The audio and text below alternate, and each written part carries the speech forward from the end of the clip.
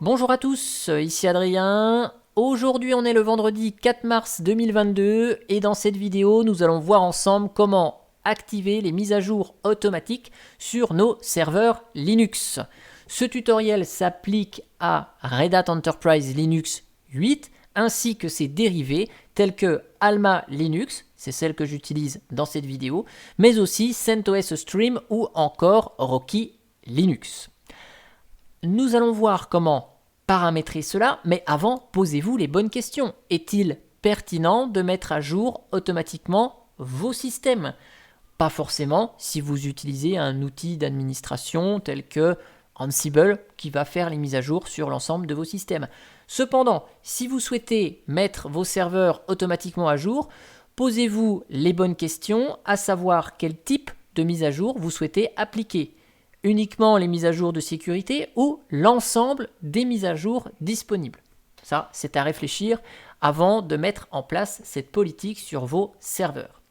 Nous, on va rentrer directement dans le vif du sujet. On ne va pas développer de scripts qui vont lancer des commandes DNF upgrade en arrière-plan en esquivant les questions. Non, on va bel et bien utiliser un outil qui est livré par défaut dans nos systèmes. Juste avant, je vous montre en faisant un petit DNF upgrade sur mon système ici. Vous voyez, il y a 69 paquets à mettre à jour. Donc je refuse. Nous, on va faire cela avec l'outil d'automatisation qui s'appelle DNF automatique. Et donc on va l'installer via DNF install DNF automatique. Donc petit paquet installé, c'est vite fait. Une fois que c'est fait, on a un fichier de configuration à paramétrer. Il se situe dans etc DNF et il s'appelle automatique.conf.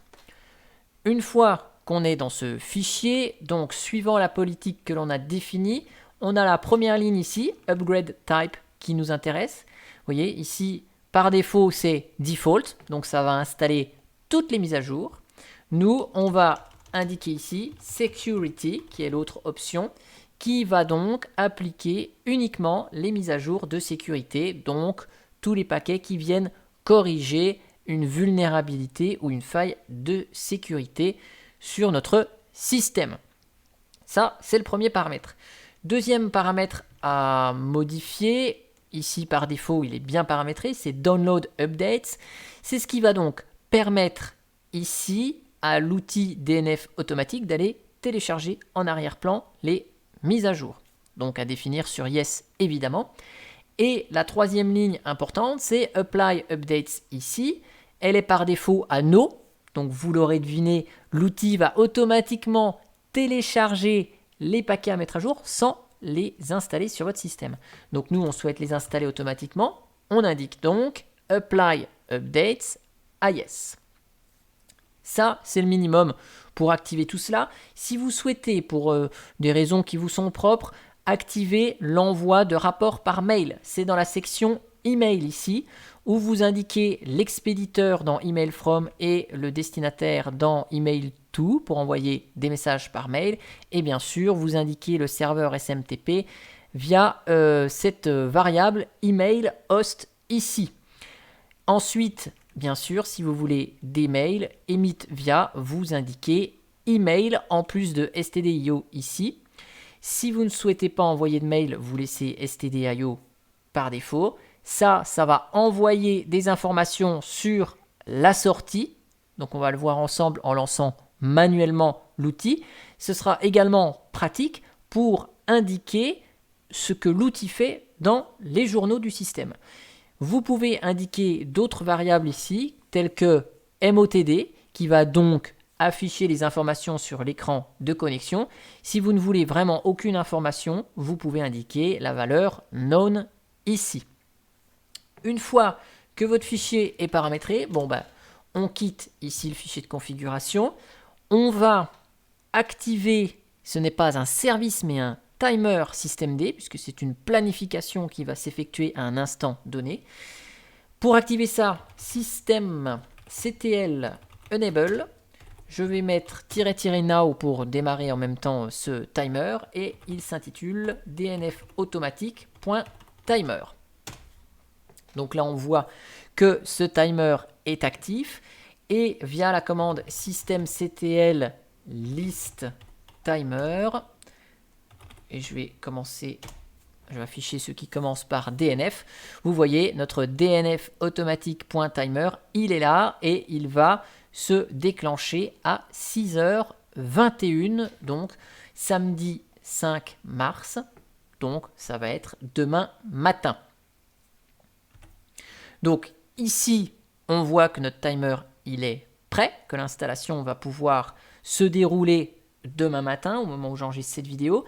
Si vous souhaitez tester manuellement l'outil, la commande que je vous donne ici, c'est celle qui va être lancée par le timer automatiquement. Donc, cette commande, c'est DNF automatique.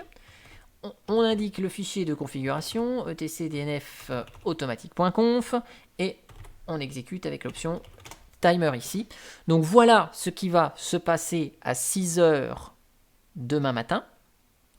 Il va automatiquement vérifier les mises à jour et appliquer l'installation de celle dont on a défini via la variable upgrade type. Ici, j'ai indiqué security. Donc, on ne va avoir que les mises à jour de sécurité. Tout à l'heure, je vous ai montré, il y avait 69 paquets à installer. Toutes ne sont pas des mises à jour de sécurité.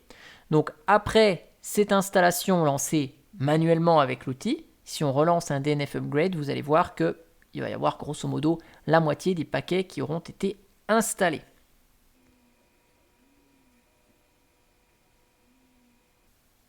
Voilà.